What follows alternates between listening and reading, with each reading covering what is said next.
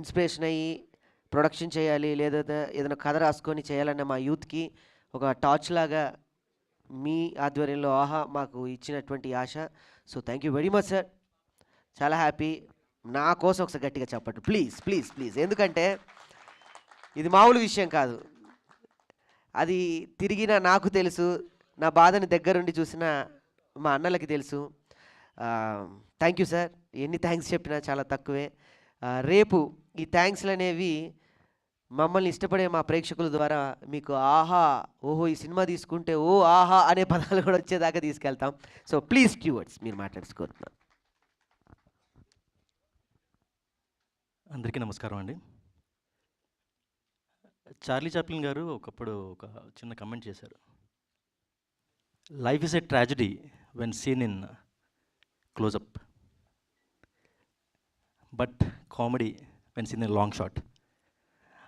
అలాగా కమెడియన్స్ అంటే కేవలం నవ్విస్తారు, వాళ్ళు కామెడీ షోస్కి మాత్రమే పనికొస్తారు అని అనుకున్న తరుణంలో ఆ కామెడీ షోస్ స్టాండప్ కామెడీస్ నుంచి బాస్ మాకు కామెడీయే కాదు, మేము ఏడిపిస్తాం, కేవలం నవ్వించడమే కాదు మేము ఏడిపిస్తాం, మీ చేత చప్పట్లు కొట్టిస్తాం, మేము కూడా నటులమే, కేవలం నవరసాల్లో ఒక రసానికి మాత్రమే కాదు అన్ని రసాలకి పనికొస్తాం అని చెప్పి ప్రూవ్ చేయడానికి ఒకరి తర్వాత ఒకరు రావడం నిజంగా అభినందనీయం.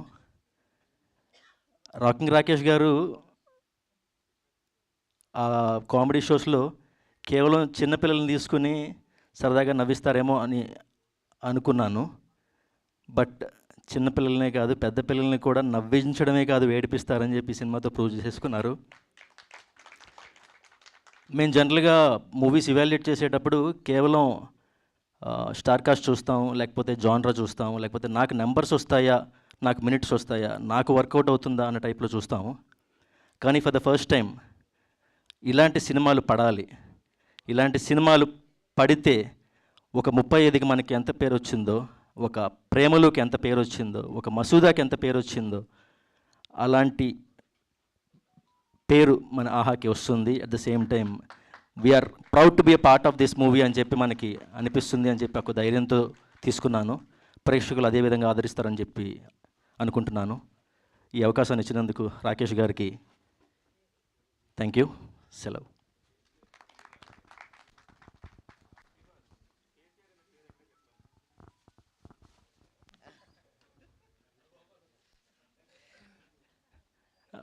పొలిటికల్గా నేను పెద్ద అనలిస్ట్ని కాదు.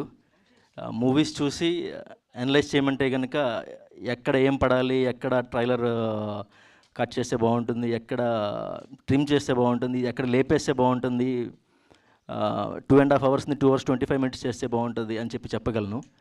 బట్ కేసీఆర్ అంటే కేశవ్ చంద్ర రమావత్ అని తెలుసుకునే ముందు కేసీఆర్ గారి పూర్తి పేరు ఏంటని గూగుల్ చేశాను, to be very frank. So Rakesh గారు కేసీఆర్ గారి పూర్తి పేరు ఏంటనేది గూగుల్ చేసి తెలుసుకునే అవకాశాన్ని ఇచ్చినందుకు,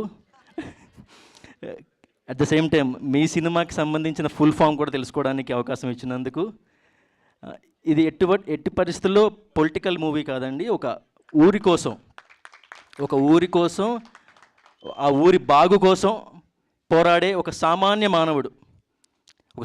మానవుడు నా ఊరికి ఇటువైపు నుంచి ఆ ఔటర్ రింగ్ రోడ్ వెళ్ళకూడదనో, లేకపోతే ఆ అడ్డంకులు తొలగిపోవాలని చెప్పో ఛాలెంజ్ చేస్తే చాలామంది లైట్ తీసుకుంటారు ఆ ఊరిలో. ఆ ఛాలెంజ్ని మన ఛాలెంజ్ సినిమాలో చిరంజీవి గారు అలా అధిగమించారు, రాకేష్ గారు కూడా అలాగే అధిగమించారు. చూడండి, ఎప్పుడు 6 పాటలు 6 ఫైట్లు, డిషుమ్లు, కుమ్ముకోవడాలు, చంపుకోవడాలు, నరుక్కోవడాలు, రేప్ చేసుకోవడాలు, మానభంగాలు ఇలావి కాదు. ఇలాంటివి కూడా చూద్దాం, ఎంజాయ్ చేద్దాం.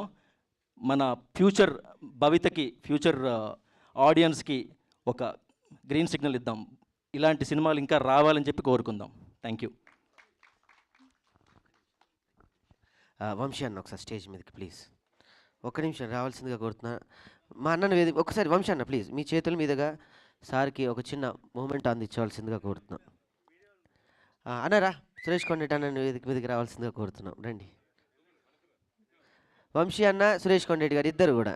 ఎందుకంటే ఈరోజు ఇండస్ట్రీలో ఎన్నో సినిమాలకి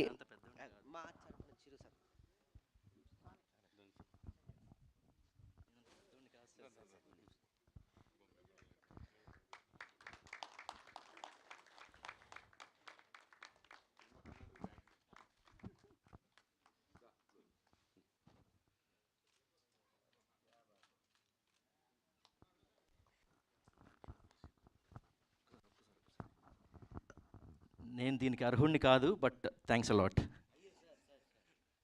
బట్ నాకు అంతకన్నా ఎక్కువ చేశారు కాబట్టి చిరు సత్కారం అంతే.